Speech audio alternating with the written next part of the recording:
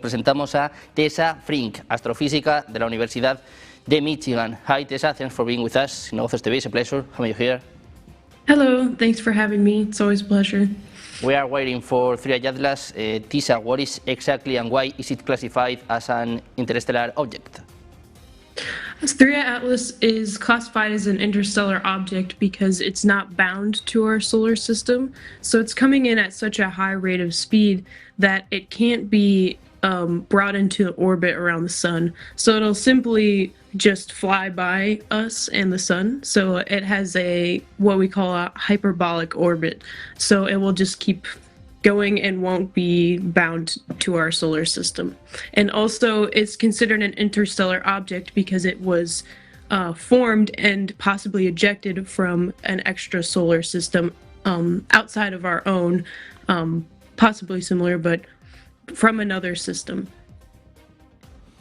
And Tessa, what is explaining the presence of an anti-tail pointing towards the sun? What can explain this subject? Can you repeat that one more time? Tail. Everybody's talking about the presence of an anti-tail. Is it pointing towards the sun? So when it first came into the system, it was pointing. Well, when we first detected it, when it was closer to Jupiter, the tail was pointing towards the sun, but we could see in later observations, more like observations we've made in like August and October, we can see that the tail has flipped in the anti-solar direction, which is typical. We've seen more coma morphologies like this before in solar system comets. So this is not something new we're seeing, but it is interesting as we see the coma morphology evolve over time and as it got closer to the sun. And Tessa, talking about 3i Atlas, what does the recent detection of X-rays mean? What physical processes could be behind it? I don't know about recent detections of X-rays, but I do know that there has been a lot of spectroscopic measurements, which means we're able to see some of the molecular species that are being outgassed from 3i Atlas. We're seeing a lot of an abundance of CO2, like carbon dioxide, which means that the 3i Atlas has been processed as it travels through the interstellar medium, or as it travels from system to system.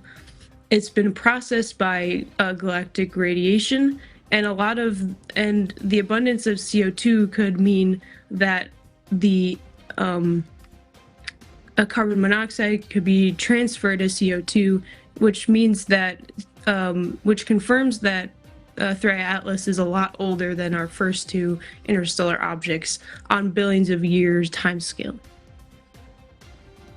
There are some scientists, for example, A.B. Loeb, that consider this like an special monitoring. Even they say that it could be, or it couldn't be, natural. What do you think about people, about scientists like A.B. Loeb? I think that there's a lot of discussion about whether 3i Atlas is a comet or not.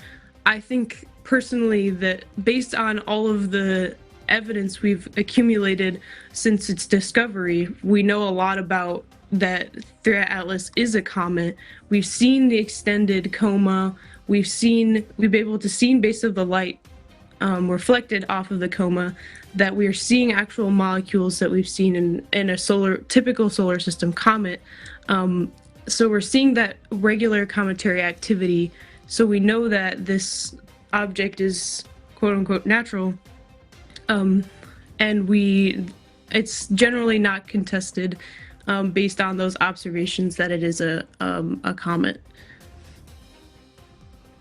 We are talking about 3i Atlas. I would like to ask you about the danger about 3i Atlas. Is there any real risk to the Earth associated with this comet? No, actually, based on our estimates of its trajectory, it it only has a close approach with the sun and Mars, and within like about 2 AU, which is like the distance between the Earth and the sun. So it won't really get close enough to pose any threat to us. So there is no risk of that happening for 3i Atlas. This object reignite the public debate about extraterrestrial life or even the extraterrestrial technology? As far as I know, there's nothing about 3i Atlas that could indicate this to me, based on what we see from the observations. It is in some ways unusual from our typical solar system comet, but in most ways it is what we expect to see. And as far as I know, there is no indication that there could be any extraterrestrial life involved with 3i Atlas. It's just a rock with some very interesting ices and molecules outgassing that we can use to learn a lot about extrasolar systems. Talking about the 3i Atlas, the NASA, the ESA here in Europe is talking about the planetary defense exercise. What can you tell us about this? I'm not sure exactly what ESA and NASA are doing as far as planetary defense, but I know that there is some discussion about how we can better prepare for an interstellar object and its discovery of more interstellar objects as the years go by. As far as a planetary defense plan, of course, we could always think about what interstellar objects role they play in that. And definitely having some kind of technology in place to detect them, something that is specifically built to detect interstellar objects would go a long way with that. I cannot speak specifically for what NASA and ESA have planned, but I would hope that something is in the works for that. Waiting for 3i Atlas, waiting for tomorrow. Tessa, thanks for being with us here in Authors TV. It's a pleasure to have you here. Thank you so much. Thank you. Pleasure for having. Thank you.